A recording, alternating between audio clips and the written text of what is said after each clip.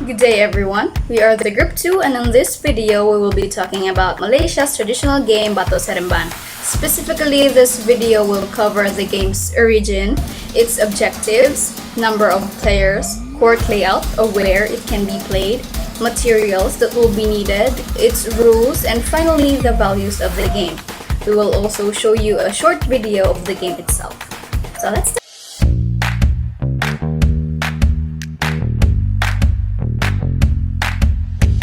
Silambut, or also known as Batu Seremban, is a traditional game played in Malaysia. The game was believed to be found and practiced in the popular areas of Malaya, Philippines, and Far East Pacific Islands. Silambut is a reference to the north and east coast of the peninsula, while on the west, it is called Seremban game. The game is also being played by Inuit and Eskimo, nomadic tribes like Tuareg and Baldwin, Inca and Maya inhabitants, and Red Indian on top of the Andes Plate. This is usually played by girls individually or in groups of 2 to 5 people. The game was inherited from the great-grand generation of descendants before the world civilization.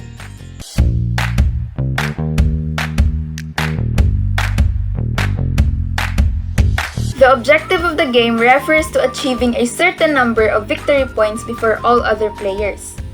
All games have goals or objectives, thus it gives something for the player to strive for.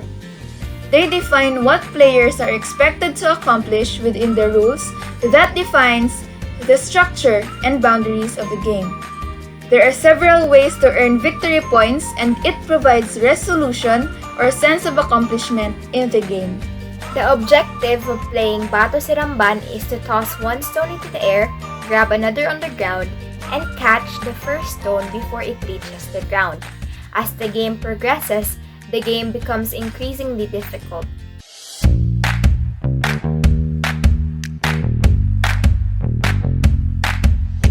Batu Seremban is a traditional game in Malaysia.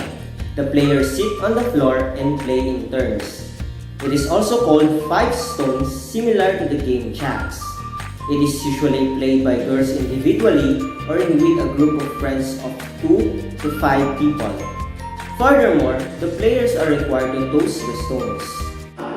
Accordingly, it is played by female or elderly women as a way of life or kind of entertainment in their ethnic group, community, and neighborhood as a pastime activity in their elderly or early ethnic generations before being passed down to young female children.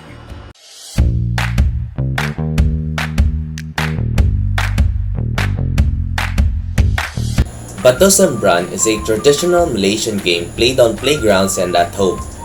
The game does not necessarily need a wide space to play in, as long as there is enough space for multiple players to gather around. Players can sit and make a circle. The playing area is the space where the stones, fruits, cloth lands. Ideally, the pieces don't get too far from each other to make it easier for players to play.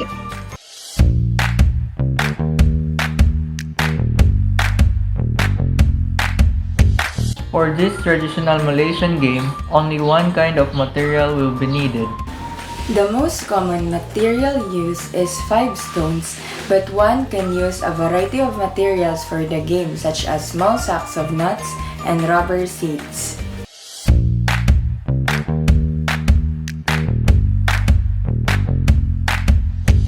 Batu Seremban has varying versions, but this group will only follow one version. In addition, this game has different levels of difficulty. The levels of difficulty increase as a player clears a level, with 1 being the lowest and 8 being the highest level. Level 1 of Batu Seremban. Throw all 5 stones into the air and then catch one of the stones before it hits the ground. This will now be your tossing stone. From this point on, throw the tossing stone into the air and pick up one more ground stone, then catch the tossing stone before it hits the ground.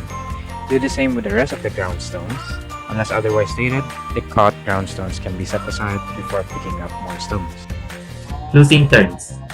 If at any point in time a player fails to complete a level, his turn ends and the stones are passed on to the next opponent. When it is this player's turn again, he can start at the beginning of the level that they did not complete. How to win the game. If you wish to play the game competitively, the first person to complete all 8 levels wins. It is the next opponent's turn, and everyone starts back at level 1. If one wishes to play for fun, the game continues without a winner being declared, and everyone simply tries to improve their skills.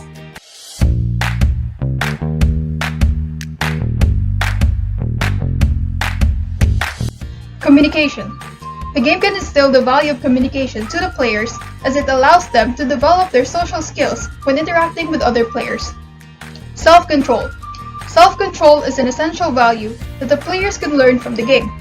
Especially when the game progresses to a more complex stage, the players can learn how to maintain their composure to improve their performance. Learning. The game can teach players the value of learning.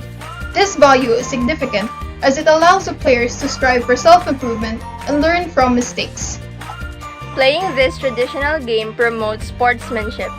Honesty, fairness, and equitability are important to the players in particular and people itself in general. This game also promotes patience among players. Since this game requires hand and fingers coordination, it is important to develop patience to practice further. Lastly, value of art appreciation is also developed since it is this way that the Malaysians can exercise their cultural preservation.